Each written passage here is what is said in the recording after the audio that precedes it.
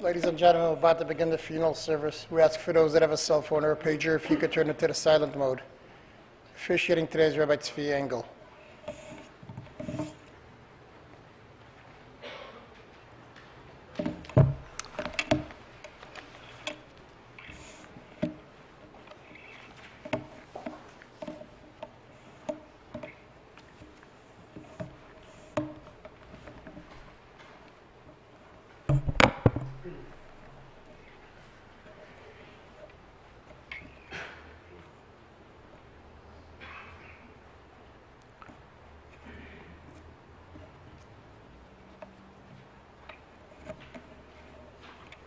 Not everyone has the merit to have a chapter of the Psalms, a chapter, what is known in Hebrew, the Psalms called Tehillim, a chapter that resonates for them, that they feel speaks directly to who they are as a human being.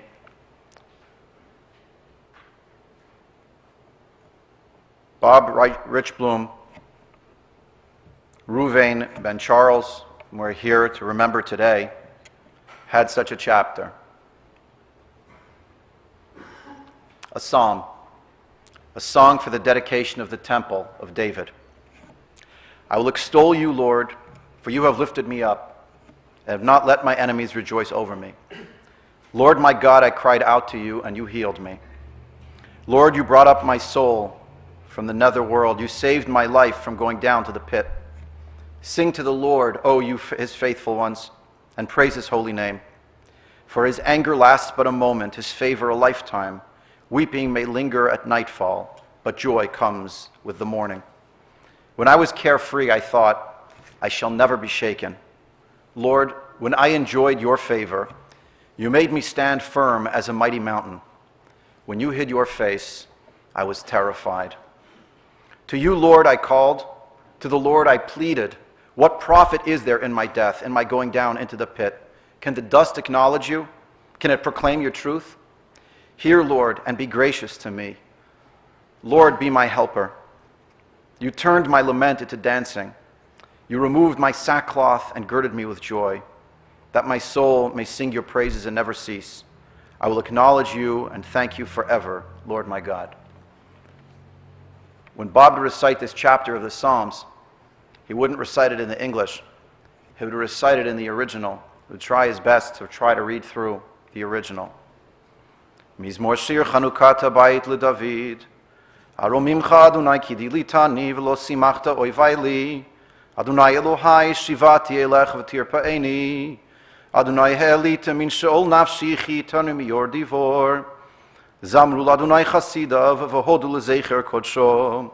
Ki rega be'apo chayim birtzono be'erev yalin bechiv laboker rina v'ani amarti v'shalvi bal emot le'olam Adonai birtzoncha hemadatal hari oz histarta fanecha hayiti nivhal elecha Adonai ekra vel Adonai etchanan ma betza bedam beridati al shachat hayodecha afar hayagid amitecha shma Adonai v'choneini Adonai heye ozer li Hafachta mispedi lemacholi, pitachta sakivati azreni simcha, lema'ani zamercha chavod velo yidom, Adonai Elohai l'olam odeka.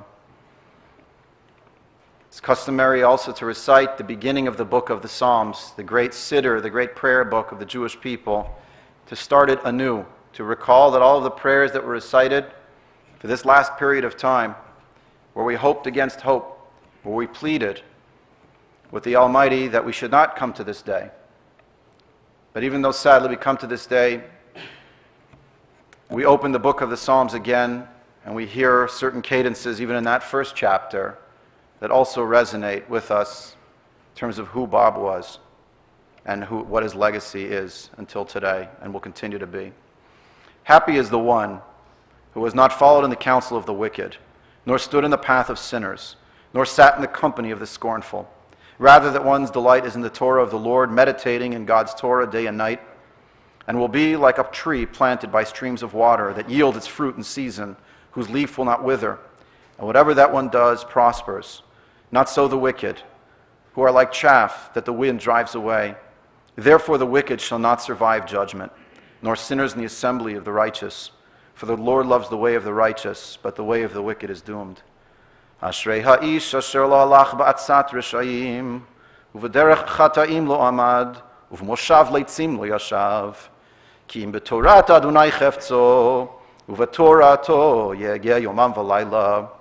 V'hayaketz shatul al palgei mayim, asher piryo yitein be'ito, ve'aleu lo yibol, v'chol asher yaseh yatzliach. Lochein harishayim ki im kamotz asher tidefenu ruach, al kein lo yakumu rishayim b'mishpat, v'chata'im ba'adat tzadikim, ki yodea Adonai derech tzadikim, v'derech rishayim toved. As is our custom, we'll ask various members of the family and friend who is like a member of the family in so many levels to deliver some words of eulogy. We'll hear this morning from brother Bill Reichblum and from very close friend, lifelong friend Ed Hirsch. And Rachel will say a few words, and Diane. I ask Bill to kindly come forward to deliver the first of the Hespedim, the words of eulogy.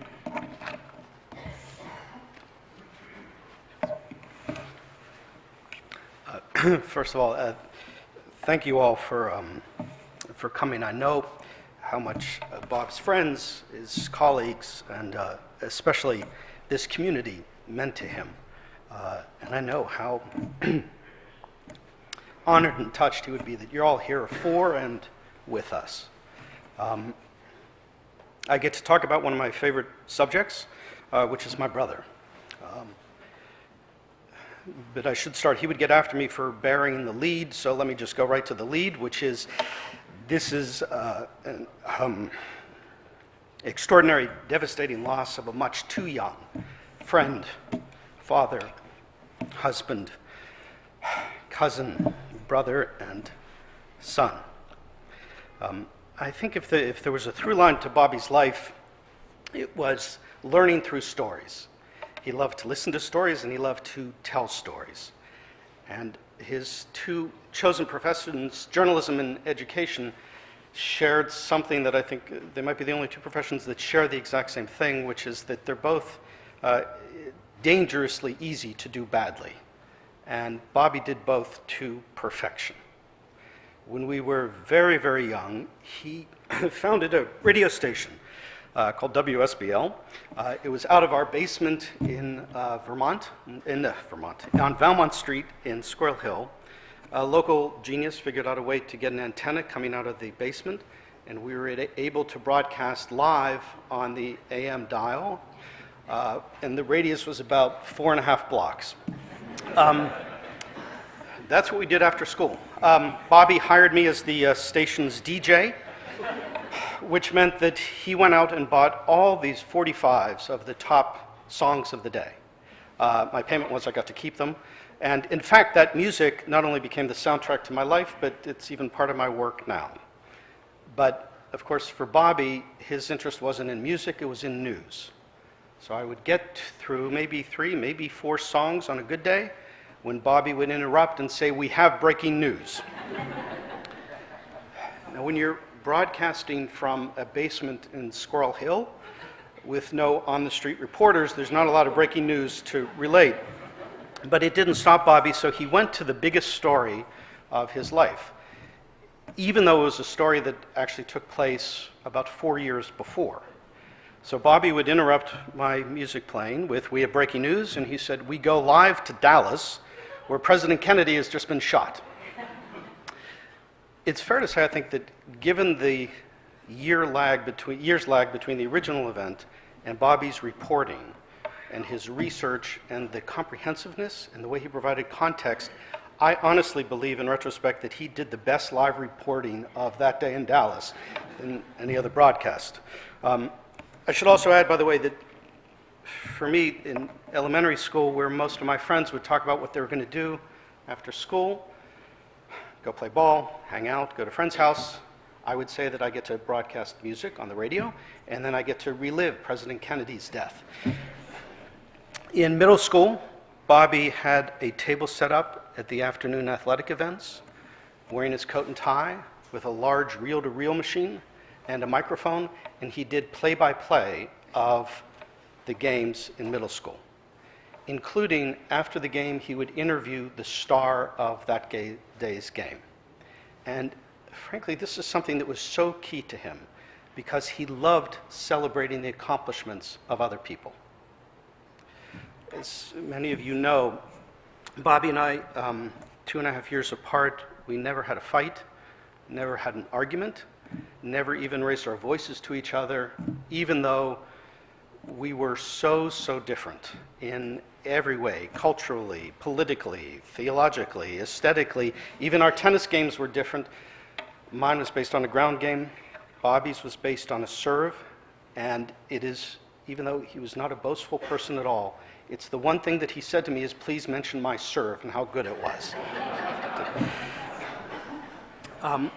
But the reason we never had a fight or an argument is because Bobby took his role as a big brother so seriously and so responsibly. And he always took the lead in every way, so that I came to him for advice as a young adult when I introduced him to Amelie, and he said to me, this is not only the best decision you have ever made, it's the best decision you will ever made, getting married to Amelie. And as always, Bobby was absolutely right. When I was young, there had been a period where I'd been mugged 5 times in a row. And I said, Bobby, why am I getting mugged all the time? And in a rare moment, he took time before answering. And he looked me up and down and he said, you know, Billy, you look muggable. So with his guidance, I changed the way I carried myself, the way I walked around, and we were able to stop a one-victim crime wave in the friendly confines of downtown Pittsburgh. The last thing is that he had a very special way of introducing me that was always so full of pride in the words he used and the tone he used. And I heard that pride when he was introducing his friends to me, or his colleagues, or when he was talking about his students, and most especially when he was talking about his family, of Diane, Rachel, and Justin. He was so proud of them.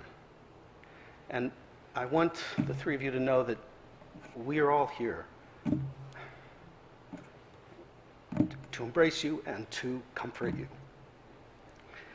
To Amy and Barry, our 2 cousins, it's amazing that the 4 of us came together in a very exclusive club called the Kiddie Table at all the holidays, where the 4 of us sat. And from being so young to remain so close for so long, even though we've all gone through so many different journeys, Bobby was the glue that kept us together. Amy said the other day that she thought all families were so close, the cousins and the siblings. Fortunately, the 4 of us shared the same guru. Sorry, Rabbi. Mel Brooks. It's okay. Who taught us, and the 4 of us lived by the notion that you can look for a laugh anywhere and from anyone. And when the 4 of us are together, we love laughing. And we just have to find a way to keep on laughing.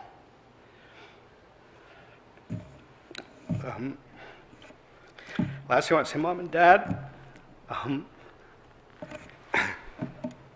we know this isn't the way it's supposed to be. Surely it's horrible to have to bury a son. But I'd like to remind you that the last thing that Bobby wrote you in his last email to you, which was simply, thank you. Even though Bobby and I spoke almost every week, sometimes multiple times a week for our entire lives, a few weeks ago we talked about something we had never mentioned before to each other, which was how much the 2 of us felt so lucky and so fortunate. We talked about that we were lucky to be born in this country, to be raised in an environment like Pittsburgh, in terms of that community, to be brought up in a household that was so full of love and provided us so many privileges of an incredible education and the opportunity to pursue any chance we wanted to pursue. And Bobby's gratitude for that, and in so many ways, he was so grateful to, as I began, to this community and to his friends and to his students, that he yet again was being such a great big brother in terms of teaching what it means to be grateful. And I know he was a great big brother to me, and I think he was a big brother to many, if not all of us. Thank you.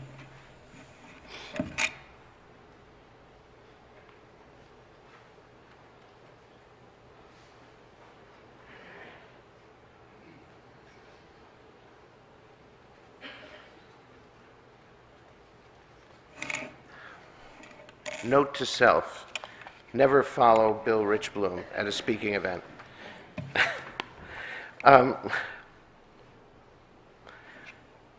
We've all been to a shiva or a condolence call where everyone sits around and tells warm, wonderful stories about the departed. And then there's that awkward silence, and somebody finally says, gee, it's too bad he's not here to hear these great stories. Well, among many things, my dear friend of more than 30 years, Bob Reichblum, was a great producer. And so when he got the incomprehensible news in late May that he might have only a matter of weeks left, he decided to essentially produce his own final chapter. He and Diane invited all who could, and I mean all, to come by and visit. Back in June, it had kind of a surreal quality, sitting around their comfortable living room, schmoozing, laughing, noshing, reminiscing, surrounded by family, friends, former colleagues, neighbors,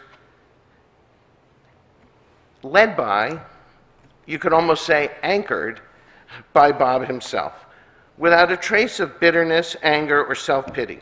As people drifted in and out of the house, Bob was thrilled to introduce everyone to each other like the rush chairman at a frat.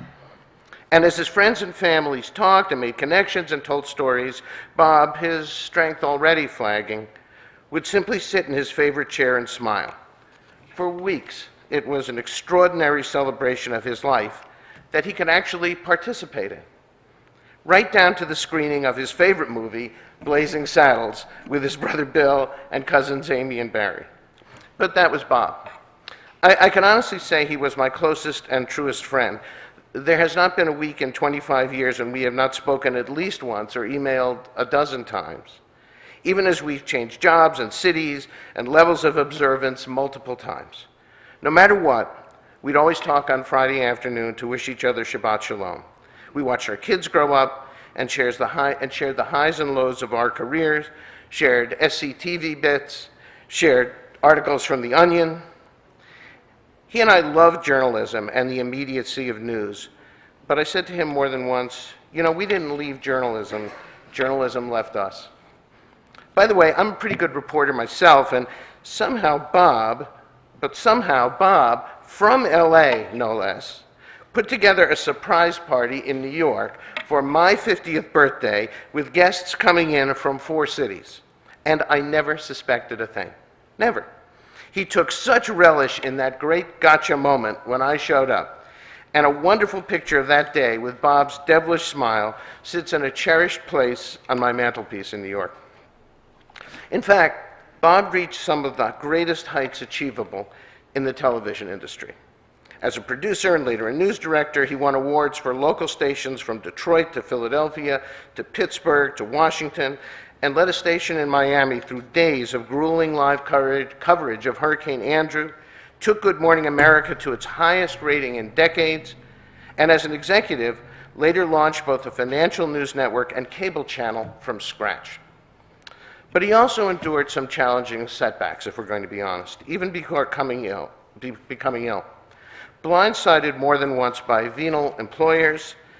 I would not necessarily use that word, but we are in a sacred space, who took unfair advantage of his unflagging optimism, honesty, and innate loyalty. And then when all seemed the lowest, he created his newest chapter, a successful career and an enduring legacy as an exceptional tutor and mentor to dozens of students, paying forward every lesson he had ever learned. If you didn't know Bob well, you could sometimes think this seems like a bundle of contradictions. He thought of himself first and foremost as a tough journalist, yet had none of the journalist's cynicism. He didn't really trust politicians, yet he could possess an almost blind respect for authority. He was optimistic about every new opportunity, but even when storm clouds on the horizon would scream, "Get out of the house," he stayed the course. He grew up in the most classic of Reformed Jewish households with few rituals, only to become a pillar of the Orthodox community. Here was a guy with a voracious curiosity who loved to learn and share anything from a scientific fact to a new book to a joke to a new insight on the Parsha of the week. Yet he'd go to the same restaurant every day if he could. Really, he would go to the same restaurant every day if he could. Am I right? Okay. And I said, why? Bill would ask him the same thing. He said, why look further if you find a place you like? But if you look a little deeper, perhaps those aren't contradictions at all. And by the way, the last 10 pages of this are really gold, so stay with me. I'm sorry. But if you look a little deeper, those really aren't contradictions at all. What connects them all is that Bob brought to every situation a belief in the innate goodness of every person, from government leaders to the baristas at Starbucks to the nurses at the hospital, from his coworkers to his employers. And even when sometimes confronted with irrefutable evidence that they were not deserving of that respect, he never responded with anger, only with a bemused resignation or a physical or verbal shrug. He never held grudges, even against those who he probably should have. And he never, ever lost the ability to laugh at himself. When some of these contradictions are pointed out, usually and often by me, he would simply shrug and say, well, fair point, right? He defined what it is to be a mensch in every situation. Yesterday morning, I got an email from Charlie Gibson, who Bob worked with at Good Morning America and on other projects afterwards. And he echoed those thoughts, and I wanted to, on page, before I get to page 32, wanted to share some of these thoughts with you. He was effervescent, infectiously enthusiastic, optimistic, smart with an idea a minute, a man whose mouth often couldn't keep up with his brain, even though his mouth worked very fast, a great sense of humor, a man who loved to laugh, a man who deeply loved his family, a man of inspiring faith. I was privileged to work with Bob, and he was a great student of our craft who cared deeply about it and wanted it done right. But again, Charlie, being a good journalist, also had to call out what many of us feel was Bob's greatest vice. Charlie says, at least in my company, he never did find a good cigar. They all stank. Throughout his ordeal, I never heard him ask, why me? Only wanting to enjoy whatever time he had left, expressing only sadness at the toll it was taking on his family and friends. We spoke almost every day during this time. He faced his last difficult weeks without bitterness, only with gratitude and humor, and a resolve to not be a burden. But he knew what was coming. In one of our last conversations, his voice raspy and his words hard to come by, my usually unsentimental friend ended our call by simply saying, hey, you know, I love you. And so I agree with Charlie that you could best describe Bob as a man of faith, faith in God, faith in the enduring strength of Torah and its teachings, in his beloved Diane, Rachel, and Justin, in his brother Bill and family and friends, in the institutions of society and government, faith in the power of laughter, and above all else, faith in humanity, which is perhaps why he was so at peace with the events that played out over the last few months. Some might look at the incredible challenges that Bob and Diane have faced in the last few years and think of the story of Job, whose faith was tested and almost broken by adversity. But I prefer to think of the story of Jacob, who put his head down on a rock in a desolate place and dreamt of angels going up and down a ladder. When he awoke, he declared that God was in this place, and I did not know it.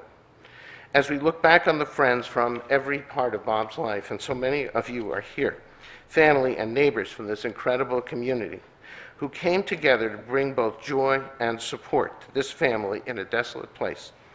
Perhaps these, you, were the angels. And we can say of that living room on Four Winds Way, God was in this place, and now we do know it. I will miss my friend Bob Reichblum every single day. Every time I want to pick up the phone to share a joke or a snide insight or a simcha or an interesting article, or just hear his voice on Erev Shabbat. And then I'll realize I can't. But then, in that almost inconsolable sadness, I will also try to think about what he'd say, about him chuckling in that bemused, mock-serious way, and then I'll try to smile too. And in that moment realize that for me, his memory truly is, and always will be, for a blessing. Hey, Bob, I love you too.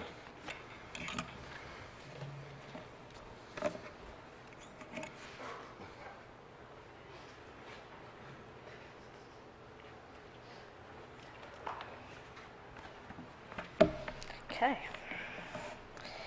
Thank you, everyone, for traveling from near and far to be here today, and for your continued love and support over the last 10 months. I don't need to stand up here and tell you about my dad, because whether you met him for 5 minutes or knew him since before I was born, you all know the same man. The man who would help a best friend as passionately as a complete stranger to find a job through his astounding web of connections extending back to his college days, having never burned a bridge. The man who would wave hello to everyone on the street to the point where you'd question if he actually knew that person. He would always argue that, of course he did, even if you asked him a follow-up question to see if it was true. The man who basically started an unofficial O'Hare shuttle service from Skokie, always taking everyone and their mother to and from the airport, his favorite being those otherwise dreaded 4 a.m. shifts. But that may be the man that you know. Let me tell you about the man I know. The man who, with his daughter age 4, took her to see the children's music group, Sharon, Lois, and Bram, as she sang along excitedly to the words of Skidamarinky Dinky Ding. From her VIP seats, thanks to Good Morning America, the trio came around to say hello to each of their excited fans. But this man stopped her for fear of some distant stench of nepotism. The man who took his eager-to-please daughter, age 7, to the pool as she stood obediently at the edge, making sure her toes were pointed, legs together, hands aligned, diving into the water, trying her hardest to channel a professional diver, and coming quickly to the service only to hear that she had earned a 9.5 out of 10 because there's always room for improvement. The man who now, with his daughter, age 15, tasked her with finding a summer job, which she secured at a candy store making minimum wage, while he offered her friends a cushy paid internship surfing YouTube in sunny LA for his TV news channel. Based on this, you'd think that it's the side of the man that I knew that made it challenging at times to be his daughter. But really, it was so much harder being the daughter of the man you all know. How could I live up to the legacy of a man who knew from the age of 7 that he wanted to work in journalism and then went out and did it? Of a man who was friendly, talkative, and engaged with every single person he spoke to any time of the day or night, no matter what else he had going on. Of a man who probably never missed a flight because he arrived at least 3 hours early every single time. Okay, I got that part down. Over the past few months, many wonderful people have come through our home to chat, reminisce, and sometimes learn. During one of those sessions, my dad identified his favorite line of Tehillim that was read. Psalm 30, Pasuk 12, which the rabbi read in Hebrew, so I'll spare you my Hebrew. You've changed for me my lament into dancing. You undid my sackcloth and girded me with gladness. It's a common occurrence to see those afflicted with pain and suffering to turn to anger. In fact, it's considered the second of 5 stages in the grieving process. From the time of diagnosis up through the very end, my dad never expressed an ounce of anger. Confusion, maybe, questioning gently, of course, but he was never angry. He felt at peace about everything he had accomplished and comforted by the love and support around him. Though filled with sadness and grief, I know I find myself here today never having experienced anger. Not only did God change my lament into dancing, but my dad did and will continue to. Thank you.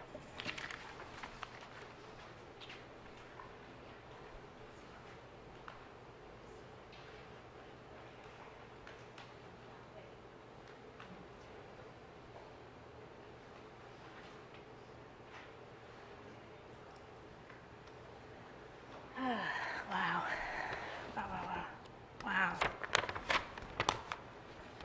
This is incredible. I didn't realize who was here. This is really amazing. Thank you to everybody who spoke before. I don't have a lot to say. They said a lot. It was really nice. You know that line from Tehillim that everybody keeps quoting about turning my lament into dancing, he really identified when Rabbi Francis came to speak with us. And he had like that aha moment that Oprah talks about. And that's when he said, oh, that's like that line from Tehillim we say every morning. And thus became his favorite, Tehillim. So anyway, I prepared just a short, very, very short, few words to say. A wise friend once told me there's a lid for every pot. Well, I just lost my lid. The heartbreak is real, but so are the blessings, as everybody's sort of talked about before me. Never one to dwell on disappointments, but to always forge forward. Bob looked at these past 10 months as an opportunity and a blessing. Being able to say goodbye and I love you to his family and many friends was such a blessing for Bob. And for me to watch that and to know that it brought him such peace. Rachel, Justin, and I found our blessing in watching Bob's contentment and peace as he passed through this phase of his life. And then there is just the overwhelming blessing of being part of the Or Torah, Skokie, and Ida Crown Jewish community. Really, never has a family felt more embraced, carried, or even better fed. I thank you. You know, we're not from here, as Anna always says. I'm not from around here. So it really is just an incredible thing, the way you guys have embraced us and cared for us. And I thank all of you. And I wish for Bob's soul and for all of us gathered here today, shalom. Thank you.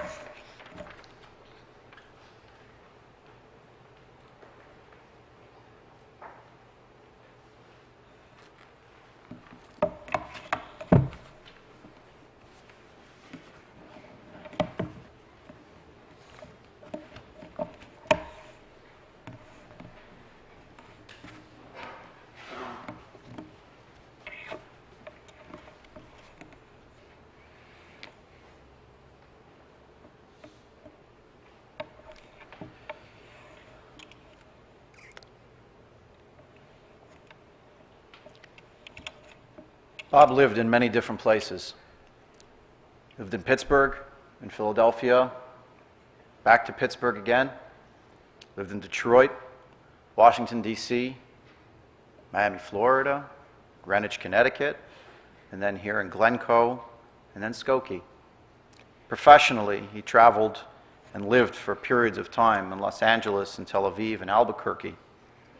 There were also shorter trips to Florida. This was mentioned last night. We were talking as a family to Montreal and to Quebec City, to London, to Phoenix, a honeymoon in Hawaii. You know, the last trip that Bob took out of Illinois, the last place that he went to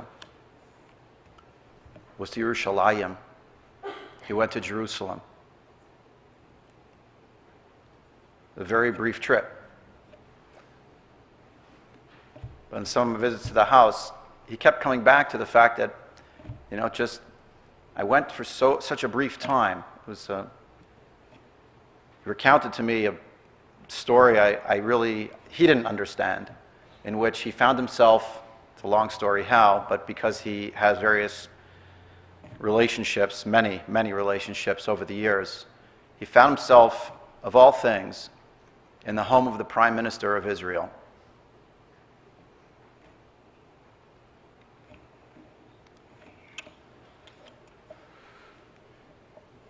And when he came back from that trip, it was shortly thereafter that actually the family got the devastating news. And he kept coming back again to how that story was surreal, how that diagnosis was surreal. And initially, even 10 months ago, I remember coming to see him in the hospital, he even had a smile on his face. He said, this is surreal.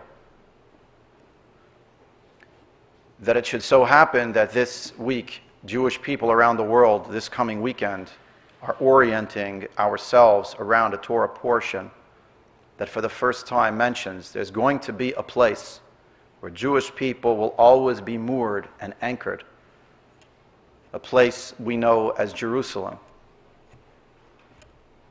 That's surreal. The Torah portion that Jewish people will be reading in synagogues around the world this weekend, this week when he passed away, declares, V'achaltem sham lifnei Hashem Elokeichem, and you will eat there before the Lord your God. Usmachtem b'chol mishlach yedchem, and you will actually rejoice in all that to which you put your hand.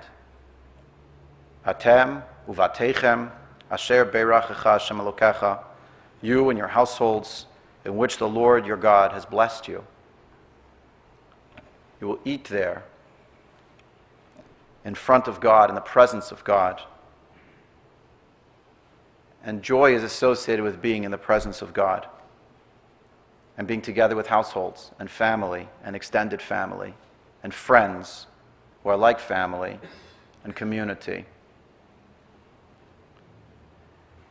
Indeed, Bob was an individual who embodied the characteristics that were spoken about so lovingly by people who knew him best. I'd like to share a few other reflections. First, as Rabbi Ovadia of Saforno, Italy, shared with us in the 16th century in his commentary on the Torah portion of this week, on the word usmachtem, to be joyous before God. He didn't think it was what would happen, a surreal prediction. He thought it was normative. Ivdu et Hashem besimcha karoi l'chol oved me'ava. Serve God in joy, as the book of Psalms teaches, as is appropriate for all who serve God with love. B'chol mishlach yedchem, with everything that your hand touches, because if you can do that, ki az tatzlichu darkeichem, then your journey will have been successful, va'az taskilu, and then you'll come to an understanding, meaning a cognitive appreciation for what has occurred and transpired in life. To be sure, he had many loves, as was mentioned. I'll just add, the family was discussing last night, he loved hockey, he loved show tunes in Broadway, but above all, he loved people. He remembered birthdays in the family and in a circle of friends, oftentimes as people were reminiscing, just as a family together. He would call before people would get up, they'd already have a message waiting, happy birthday, already an appreciation. Someone else's joy was his joy. And I think, in fact, for those of us who had the privilege, and I know many of us did, and many who are not here today, to visit with him, even just in the last period of time, he was a person of great joy, who could find joy in so many situations. And he, I believe, really taught us something about joy and optimism and hopefulness. I know I learned a lot. I was standing with him outside the house on Four Winds Way not so long ago. And we were just chatting. I was taking my leave. He said, you know what I found in this community? I found in this community that it's really about who you are and not what you have. And I thought, Bob, you're part of this community. You're part of what makes this community what it is. It's not about where you're from either, but it's about who you are. Bob was a directed individual. He had vision, as was mentioned, my very close friend and brother. And Bill mentioned about the radio station. Last night I got to hear from Bob's parents about a Sunday morning breakfast, November of 1963. It was 24th of November, when he came apparently ambling into where they were eating in the house, and he declared simply, Oswald was shot. And he was born in 1957, Bob, and therefore he was all of 6 years old, so the family corrected him. No, Oswald was not shot. He was the shooter. He stuck to his story. He was directed. That was the first news that he ever broadcast, as it were. By the time he was 7 or 8, as was mentioned, he already knew he wanted to go into broadcast journalism. He was a news producer, many different stations, call letters, too many to mention. Good Morning America was mentioned, of course. But when I was talking with Diane, she told me the secret about the broadcast journalism. In an industry apparently where tempers flare and deadlines are harsh, people's speech patterns shift, or rather degrade. And he didn't want to be that person. And he wasn't that person. He was a person of joy and of optimism and of proper speech. 6 dates, 6 weeks, and he knew. He wanted to marry Diane. 31 years of marriage. He told her, if you go to Australia for 10 years, I'll wait for you. He was directed and he was loyal to his friends and to none as much as to Diane. That's the beginning of that psalm. Because David, though he says that this is going to be a song for the dedication of the temple, he's writing a psalm that will be read after he's no longer in the world. Mizmor Shir Chanukah Habayit LeDavid. King David passed away. It was his son, Solomon, Shlomo, who carried on the legacy, who built the temple in Yerushalayim. To David, it was, you might say, surreal. And yet, in prospect, he could already celebrate, even if he wasn't going to be there in his person. His legacy certainly would be, and be carried forward in the next generation. Bob was joyous. Bob was a directed person of vision. And Bob was a believer. First of all, he believed in Hashem. He believed in God. As was mentioned, but I'll repeat because in my capacity as a rabbi, let's say, there's some kind of knowledge I'm supposed to have about this. That's no knowledge at all. That's any greater insight than any other human being. He really believed there is a God in the world. And more so, he believed there is a God in his life. And through thick and thin, that emunah, pshuta, that simple faith, did not waver. We would have forgiven him. I would have forgiven him. Family would have forgiven him. Maybe even the Almighty would have forgiven him if it had wavered a little bit. Setbacks and challenges, difficulties. Histarta fanecha hayiti nivhal. You hid your face, your countenance, God. I was terrified. So what did I do? Says David, Eilecha Hashem ekra v'el Hashem etchanan. So I called out to you, God, even more. I supplicated, I petitioned you. He believed in God. Bob believed in people. He could find talent, people without experience, but great potential. He believed in them. You know, many of you better than I, how many kids in this community, in the community itself, for whom he served as a mentor, as a role model, as someone who could give them academic guidance, but also life guidance. How many of your friends, Justin, who owe a debt of gratitude to your father for what he did for them? On the formal side, he went into academic, call it coaching, tutoring, mentoring. And there too, the emails were already coming in on Monday night as the news was hitting social media. People were posting their debts of gratitude. He really believed in people and in their potential. And he believed in one other thing, among others, that I'd like to highlight this morning. It's what Justin said to me last night. He said to us, we were sitting together. You may think it was a throwaway line. To me, this is it. Bob believed in second chances. He believed that you could try again. He believed that it was not too late to start, to embark on a life of faith, of engagement, of community, of a new career, whatever it is. He believed in the second chances.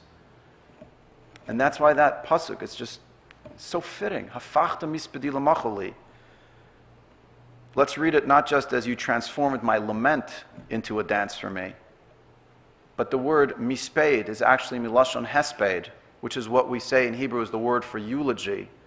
You've transformed my eulogy into a dance for me. Pitachta saki v'ata azreini simcha. The idea here that an individual can say, whatever my sackcloth is, and there was sackcloth and challenges, and there is still today, and there will be for a time more, but to be able to look forward to the point of being girded with joy. For what purpose? Leman, for what purpose? So that my soul may make music for you and never stop. Hashem Elokai le'olam odeka, the psalm ends. Hashem, my God, I will forever be grateful, odeka. We have yet to perform a very important and yet difficult aspect of this mitzvah of escorting Bob on his corporeal resting place. I say corporeal because it's about the body that's interred, but not the soul, but never the soul. We offer our condolences today as a community and as friends and extended family to beloved cousins Amy and Barry and their spouses, to Bill and Amelie. Today we remember Bob's beloved father-in-law, Diane, your father, blessed memory, Robert Westerman. We extend our condolences to your mother, Ruth, and her husband, Bob Myers, Charles and Audrey.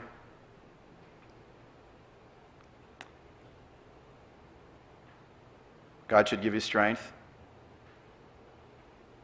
God should keep you close to the family. Justin and Rachel.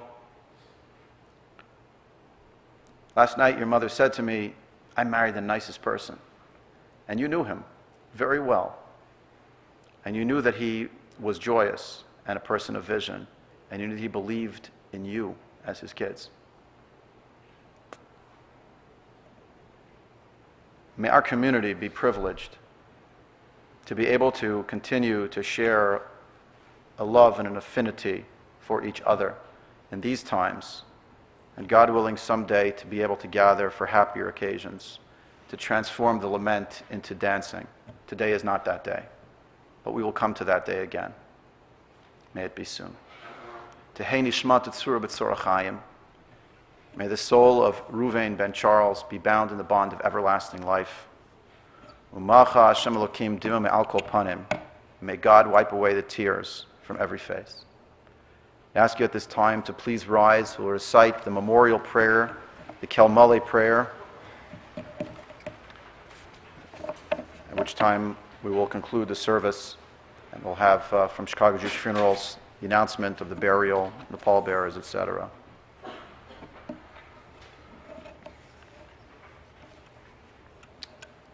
El Maleh Rachamim Shochein Bamromim Hametzei Menucha Nechona Al Kanfei HaShechina B'malot Kedoshim Utehorim Kezor Harakia Mazirim Et Nishmat Reuven ben Charles shalach le'olamo ba'avur shanu mitpalalim ba'ad azkarat nishmato began Eden tehei menuchato lachein bal harachamim yastirehu b'serter knafav le'olamim v'yitzror b'yitzrachem et nishmato Adonai hu nachlatov yanuch b'sholom al mishkavo v'nomar amen. Please be seated.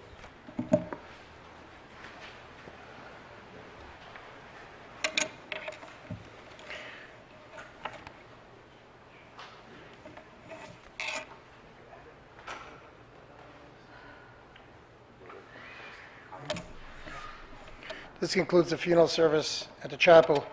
The interment will be at Memorial Park Cemetery in Skokie. The approximate driving time is 5 minutes. At the conclusion of the interment, the family is going to be sitting Shiva at the Reichblum residence, 3910 Four Winds Way in Skokie. Shachris and Minyanim times and Shiva times are on the service folder that you received when you arrived. If you did not receive it when you arrived, we have them available when you depart. The following individuals I'm going to ask to act as pallbearers. As I call your name, please come forward. Michael Gittner, Noah Rosenblum, Jeff Westerman, Sam Westerman, Gary Hoberman, Jonathan Bloomberg, Ed Hirsch, and Barry Snyder. If we can have everybody please rise as we escort the casket from the chapel. Once you have left the chapel, we ask everybody to please go immediately to your vehicles.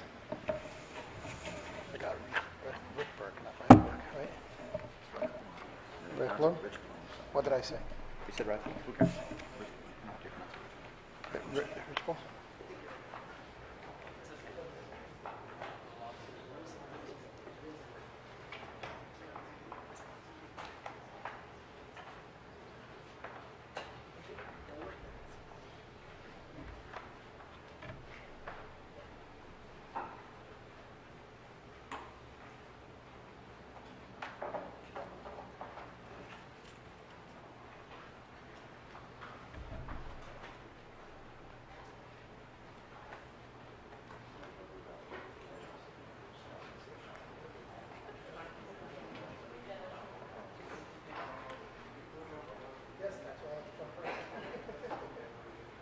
Wave your hands like a gate.